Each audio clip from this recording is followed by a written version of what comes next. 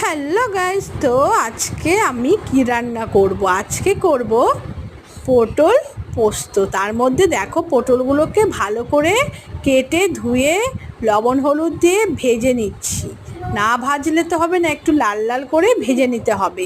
ভেজে নিয়ে তারপরে ভাজার পরে কড়াইয়ে একটু সামান্য তেলের মধ্যে কালো জিরে আর কিছু টমেটো আমি দিয়ে দেব।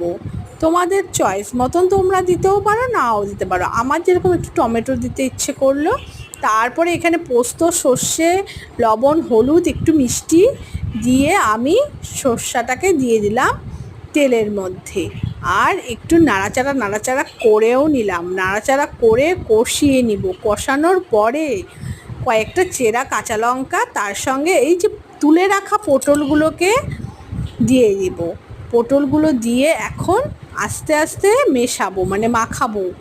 মাখিয়ে দেখো পটলগুলোকে সুন্দর করে গা মাখা করে নামিয়ে ফেলবো। এই হলো আজকে আমার পটল পোস্ত। আর তোমরা কে কীভাবে খাও কমেন্টে জানাতে ভুলবে না। আজকের মতন টাটা।